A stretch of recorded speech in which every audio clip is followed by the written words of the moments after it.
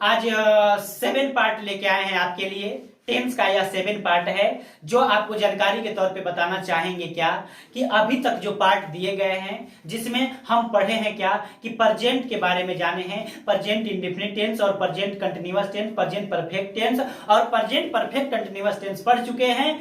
आज हमारा एक क्लास जो 7 पार्ट में पढ़ने को मिल रहा है, यह आपका पार्ट क्या है तो पास्ट इंडेफिनिट टेंस का है।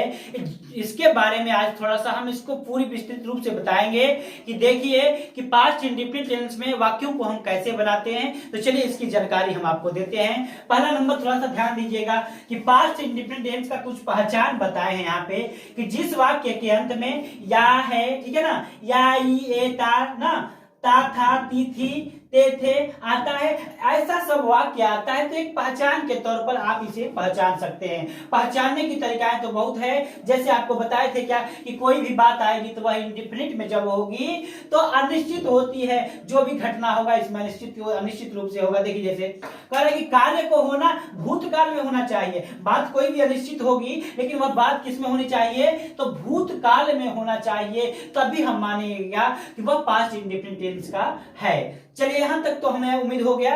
पहला नंबर में हम अफर्मेटिव सेंटेंस किसका बनाते हैं जिसको साधारण वाक्य कहा जा रहा है। इसका अफर्मेटिव सेंटेंस कैसे बनेगा, जैसे यहाँ पे रूल बताया है क्या कि सब्जेक्ट उसके बाद वर्ब टू, ठीक है ना, वर्ब का वह दूसरा फॉर्म होना चाहिए, उसके बाद ऑब्जेक्ट का प्रयोग करिएगा। तो हम एक ऑप्शन लेके हम इसको समझने की कोशिश करते हैं। जैसे देखिए कह रहा है क्या कि वह स्कूल गया, वह स्कूल गया, वह का अंग्रेजी क्या होता है तो ही होता है। इसमें देखिए सिंगुलर और प्लूरल की जो ध्यान देने की बात थी तो इसमें आपको क्या है कि बस इस आप स्ट्रक्चर से ही इसको हल करिएगा।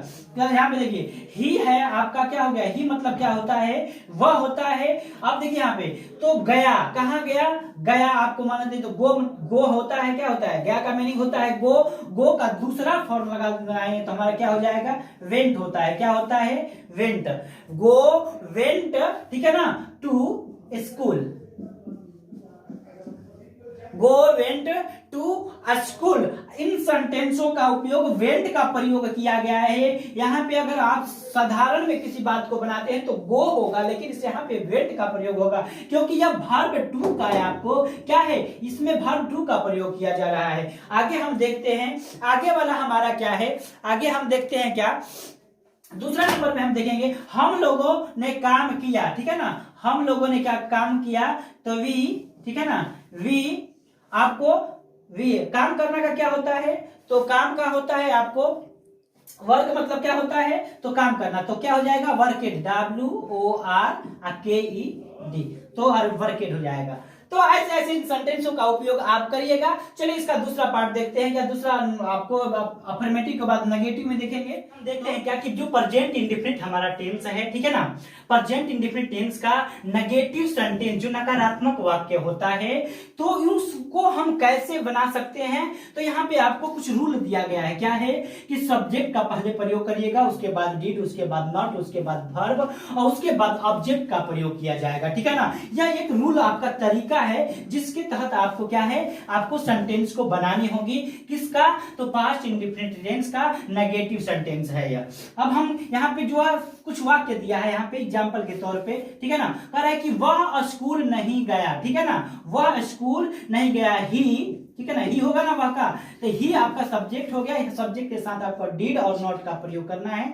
तो डिड हो गया हमारा डिड, उसके बाद आ गया क्या तो नॉट। देखिए गया स्कूल, कहाँ गया स्कूल गया तो गो, ठीक है ना, गो टू स्कूल। अब देखिए दूसरा हमारा है हम लोग, ठीक है ना, वहां नहीं गए, हम लोग वहां नहीं गए, हम लोग का अंग्रेजी होता है क्या वी और उसके बाद हमारा किसका प्रयोग किया जाएगा तो डिड, ठीक है ना, उसके बाद नॉट, ठीक है ना, कहां गए भाई गए, गए का क्या होगा गो, ठीक है ना, वहां का क्या होता है देयर होता है, तो क्या होगा गो देयर। तो ऐसे हम इन वाक्यों को बना सकते हैं, sorry there.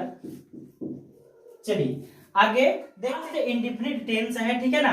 Past indefinite tense का इंटरोगेटिव सेंटेंस बना रहे हैं, जिसको हिंदी में प्रश्नवाचक वाक्य कहा जाता है। इसका रूल यहाँ पे दिया गया है क्या, कि पहले डिड, उसके बाद सब्जेक्ट, उसके बाद वर्ब, उसके बाद ऑब्जेक्ट का प्रयोग किया जाएगा। अब यहाँ पे एग्जांपल दिया गया है क्या, कि क्या वह स्कूल गया। देखिए जिसके शुरू में क्या लग जाएगा, प्रश्नवाचक वाक्य होता है। चलिए वह का क्या होता है, पहले कर्ता ढूंढते, कर्ता इसमें तो आपको वह हुआ, तो वह ही हो गया हमारा।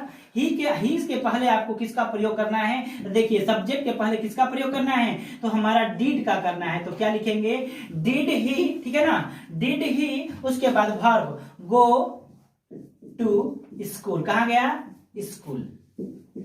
दूसरा नंबर है, क्या आपने कोशिश की, क्या आपने कोशिश की, did you try, did you try. तो ऐसे ऐसे इन वाक्यों को आप बनाइएगा, बड़ा बड़ा आप ऑप्शन लेके, आपको बड़ी बड़ी बातें होगी तो हम इसमें आपको बताएंगे, ठीक है ना। आगे एक बेसिक के रूप में सबको दिया जा रहा है। अगर यह वीडियो आपको उचित लगे, अच्छा लगे, तो वीडियो को शेयर और लाइक करिएगा, ठीक है। धन्यवाद।